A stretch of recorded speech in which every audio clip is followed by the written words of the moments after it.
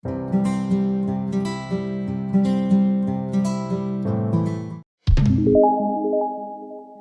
grade 11 students. Welcome to our pre-recorded video for basic calculus.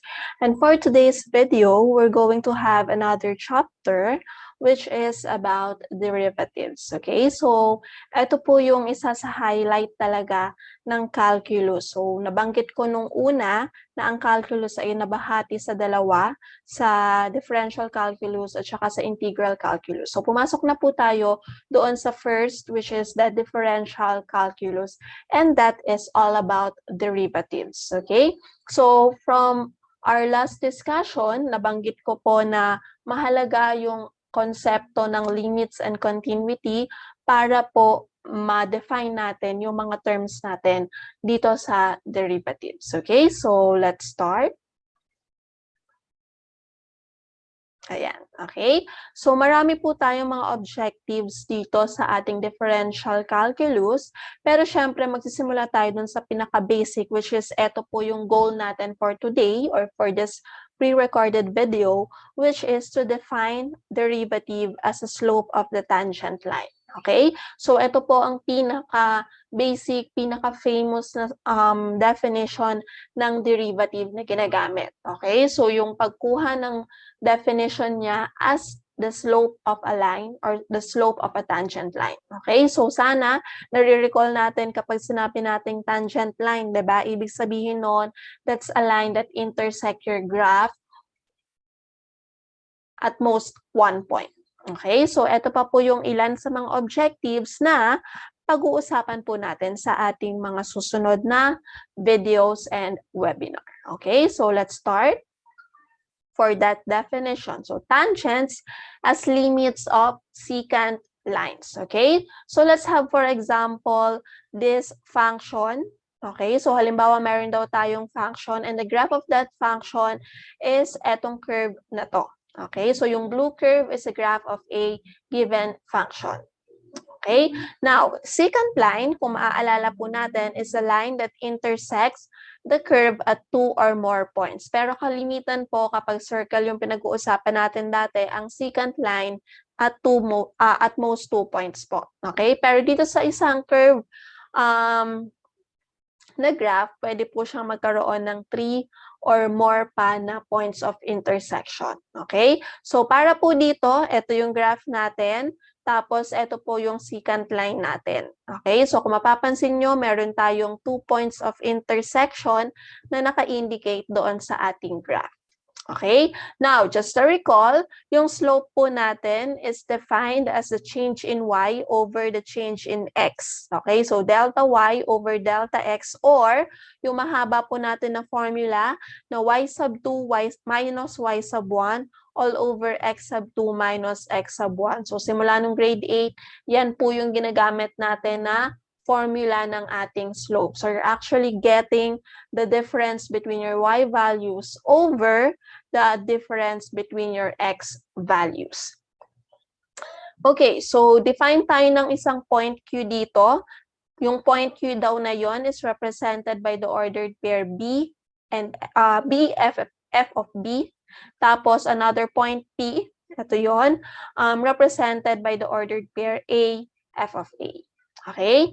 And then, syempre, yung ating pong delta Y or the change in Y, ito pong red na to, is actually F of B minus F of A. Bakit? Kasi ito po yung Y value ng ating point Q, tapos ito naman po yung Y value ng ating point P. Okay, so change in y, so sinubtract lang natin yung mga y values nila. Okay, now, eto naman po, yung naging line, nakuha nating line, that's actually your delta x or the change in your x value. So that's b, yun yung x coordinate ng ating point Q, minus a, which is the x coordinate of your point P. Okay, so again, eto pong line natin na nagko-contain ng point Q at saka ng ating point P is what we call a secant line and has a slope of M sub S. Okay? Now, sabi daw, ang secant line daw tends to be the tangent line kasi sasabihin natin, Miss, bakit po nangyari or paano po nangyari na ang secant line ay naging tangent line? Just to differentiate, kapag sinabi nating secant line, ito po yung line na nag-i-intersect sa graph natin in 2 points. Tapos ang tangent line is a line that intersect your graph in 1 point. Okay, so paano mangyayari na ang secant line tends to become the tangent line? Okay, so ito po yon, yung ating illustration. This one is your secant line, yung line na nagpa-pass through P and point Q. Tapos yung red naman, that's your tangent line. Okay? So kung makikita nyo po, habang inilalapit ko yung ating point Q, yung first point natin kanina, doon sa ating point P, ayan, so nilalapit ko siya from the previous location of point Q na nandito, nilalapit ko siya ng nilalapit doon sa ating point P. Okay, so habang nilalapit ko siya ng nilalapit, syempre lumalapit din yung distance doon sa pagitan ng ating mga x values. Okay, so ayan. So kung mapapansin nyo po, ito yung sinasabi natin na yung secant line tends to become the tangent line since yung point Q ko po ay inilalapit ko ng inilalapit doon sa ating point P. Okay? Ayan. So nilapit ko na nilapit. So pag zoom in po natin siya, ito po yun. So noong sobrang lapit na yung point Q sa point P, ayan, halos nagiging isa na yung ating secant line at saka yung ating tangent line. Okay?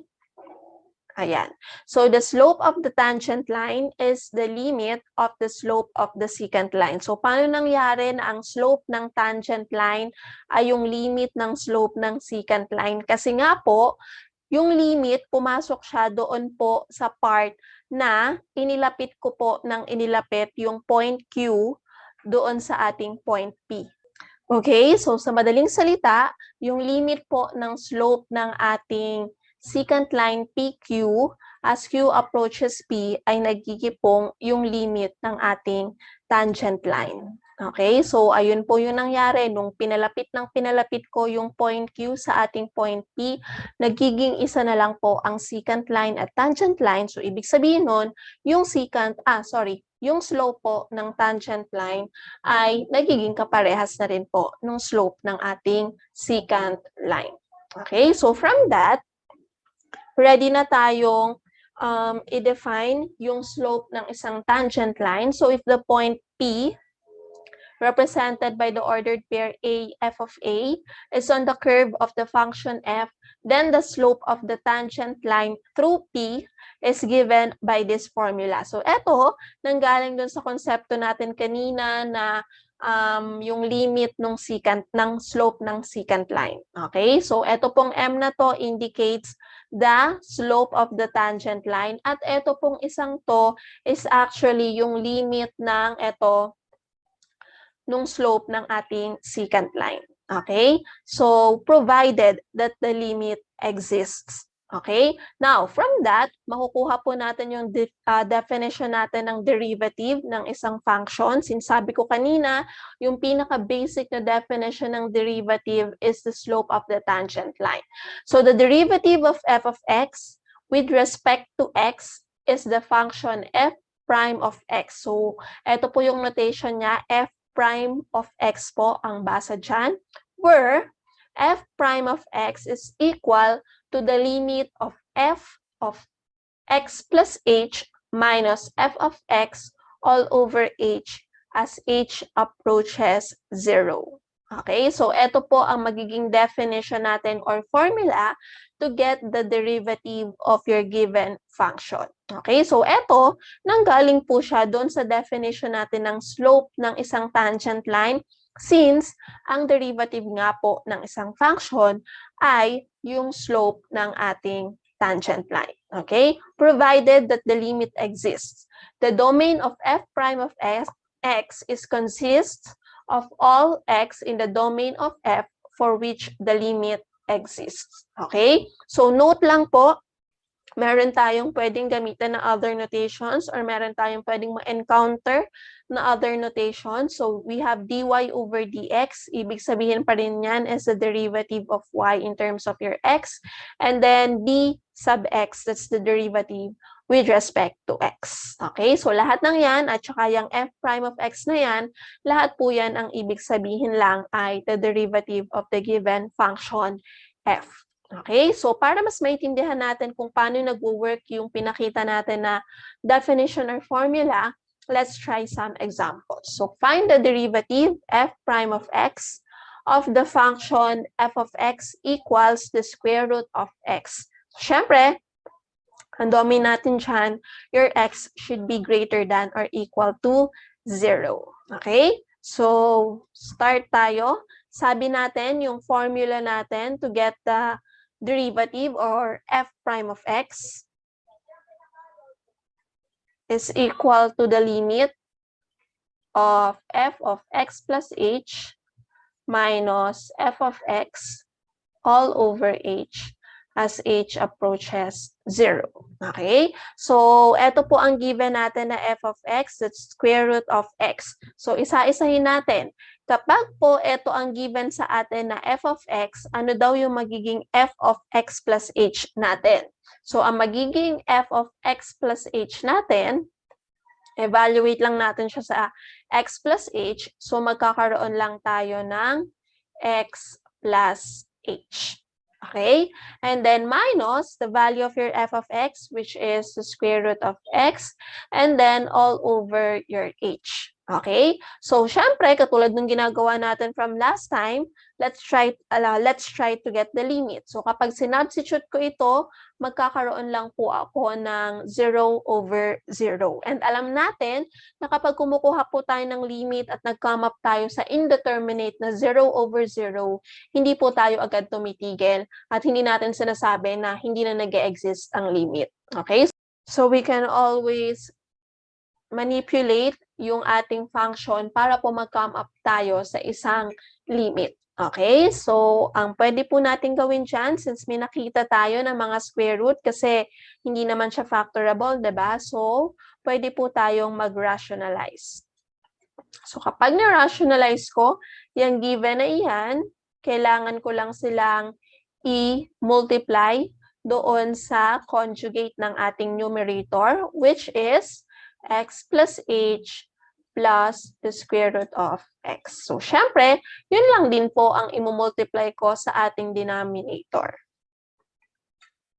At kapag ginawa ko yon, if I multiply the numerator, makakancel lang po yung ating mga square root sign. So, ang matitira na lang po dyan is we're going to have x plus h minus x. Okay? Tapos sa denominator, magkakaroon lang ako ng h times the square root of x plus h plus the square root of x. Okay? And then next, kapag sinimplify ko po ang numerator, magkakaroon ako ng x minus x. So, pwede ko nang i-cancel yon. At kung mapapansin nyo, meron akong h sa numerator at h sa denominator. So, pwede ko rin pong i-cancel yon. Okay? So, kapag na-cancel ko na sila, ang matitira na lang po sa akin is the limit as h approaches 0 of 1 over the square root of x plus h plus the square root of x. Okay?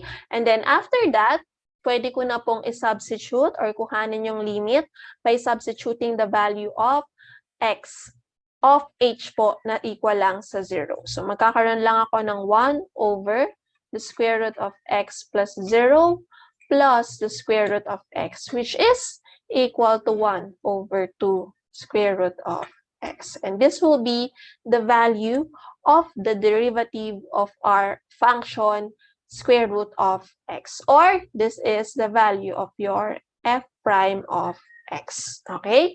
Katanungan po para po dito sa ating first example. Kung ayaw nyo pong i-PM sa akin, ay pwede po nating pag-usapan sa ating webinar. Okay, let's have another example. So you're given f of x equals 1 over x. You're also asked to find f prime of x or the derivative of your f of x. Okay? So again, huwag natin kakalimutan na ang ating f prime of x is equal to the limit as h approaches 0 ng f of x plus h minus f of x all over h. Okay? So, magsasubstitute na po ako. Ito yung f of x natin. So, ibig sabihin nun, ang atin pong f of x plus h ay equal lang sa 1 over x plus h. And then minus f of x ay equal lang sa 1 over x all over h. Okay? So, try po natin kuhanan ng limit ito. So, kapag kinuhanan ko ng limit as h approaches 0, magkakaroon lang ako dito ng 0 over 0 ulit. Okay? And katulad nung ginagawa natin from last time, kapag po nag-indeterminate or nag-come up tayo sa indeterminate na 0 over 0, we can always manipulate or simplify yung ating function. Okay? So, tingnan po natin ang pwede nating magawa dito. So, ang gagawin ko ay i-simplify ang numerator. So, gagawin ko siyang isang fraction na lang. So, we have x plus h at saka x. So, if you get the LCD of that, we're going to have x times x plus h. And then, syempre, magkakaroon ako ng bagong numerator.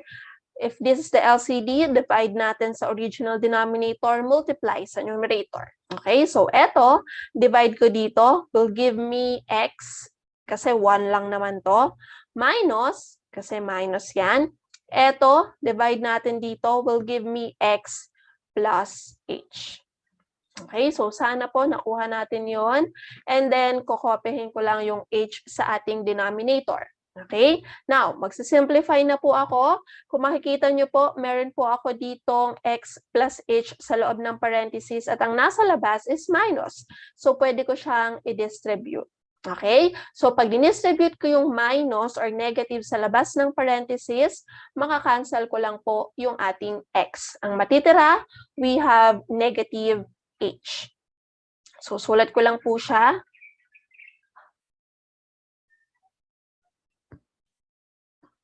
And then, your denominator is h. So, kapag sinimplify ko siya using CCR, magkakaroon lang ako ng negative h over x times x plus h.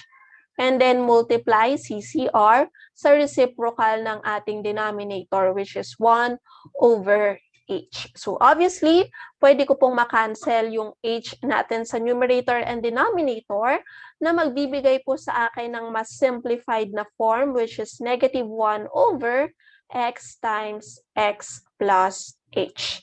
And this time, since nakasimplify na siya, pwede ko nang kuhanin yung limit niya. So, kapag kinuha ko na po yung limit, substitute ko na po yung h natin ay 0, magkakaroon lang po ako ng negative 1 over x squared. And that will be the value of our f prime of x, or the derivative of our function 1 over x.